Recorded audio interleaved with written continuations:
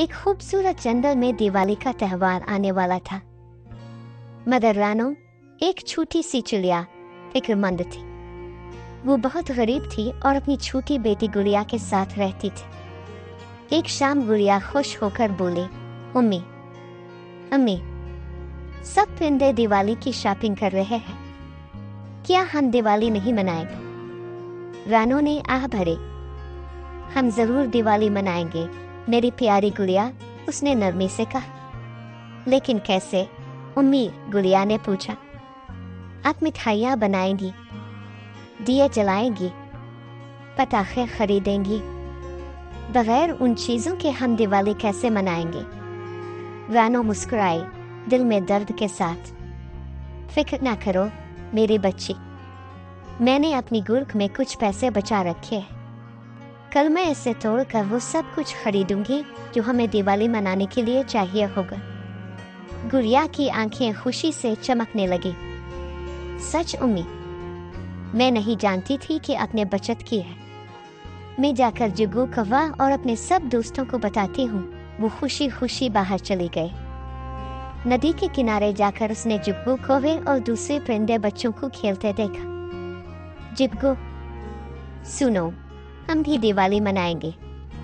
मेरी अम्मी ने पैसे बचा रखे हैं और कल हम सब कुछ खरीदेंगे और मिठाइयाँ, पटाखे, यहाँ तक के चिंगारियाँ भी। जुग्गू ने तंजिया हंसी के साथ कहा, तुम दिवाली मनाओगी? तुम जैसी गरीब चिड़िया दिवाली कैसे मनाएगी? दिवाली महंगी होती है, जानती हो ना?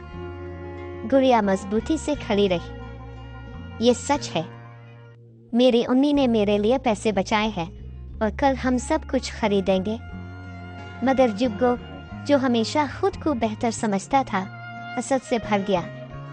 वो अपने घर वापस गया और अपनी माँ कालू कौवे को गुड़िया की बात बताई। अम्मी, रानो जैसी गरीब चिड़िया दिवाली कैसे मना सकती है? वो दिवाली अफोर्ड नहीं कर सकती। कालू कौवे की आंखों में लालच भर आया। हम ऐसा होने नहीं देंगे जुग्गू, अगर उसने पैसे बचाए हैं तो हम इनको चोरी कर लेंगे। हम उससे दिवाली मनाने नहीं देंगे। इस रात जब रानो और गुड़िया गहरी नींद में थी, कालू और जुग्गू चुपके से उनके घर में घुस गए और गुर्क चला ली। उन्होंने गुर्क तोड़कर सारे पैसे ले लिए। अब देखते हैं कि वो दिवाली कैसे मनाते। अगली सुबह रानो ने उठकर देखा कि गुर्क गायब थी। इसका दिल टूट गया।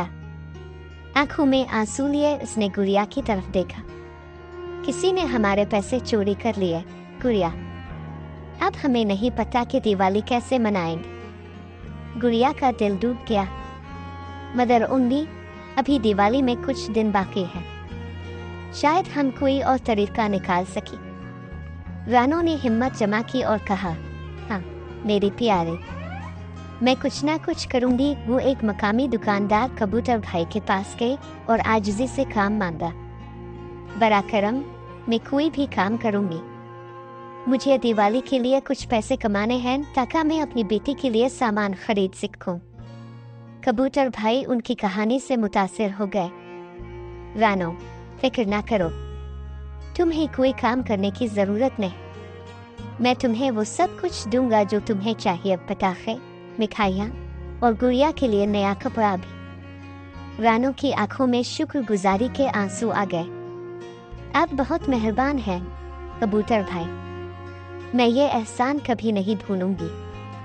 अगले दिन रानो दिवाली का सामान लेकर घर वापस आए।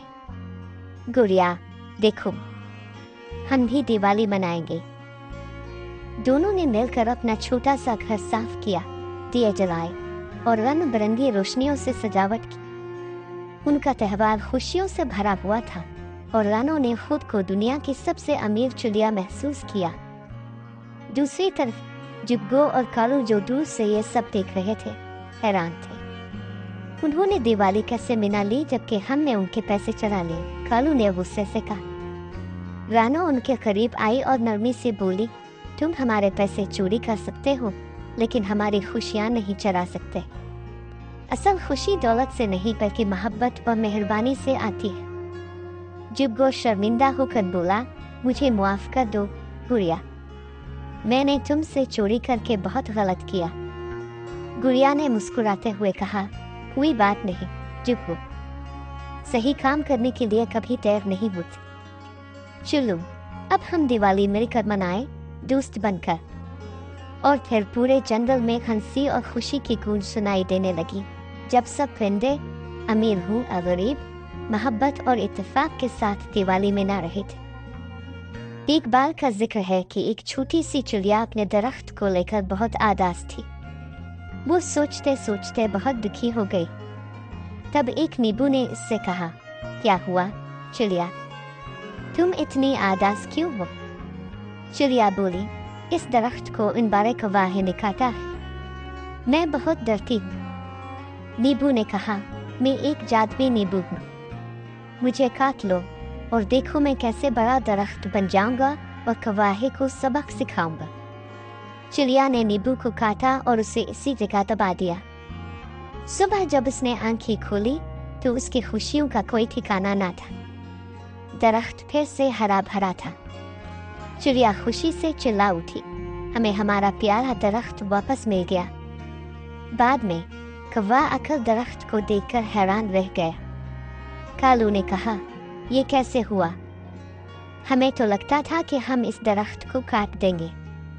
गोरी ने कहा, बस रात होने दो, आज इसको दरिया में बहा देंगे, फिर देखेंगे ये कैसे खड़ा होता है। रात को जब उन्होंने दरख्त को काटने की कोशिश की तो दरख्त ने अपनी लंबी लंबी शाखों से उन्हें पकड़ लिया और दूर फेंक दिया।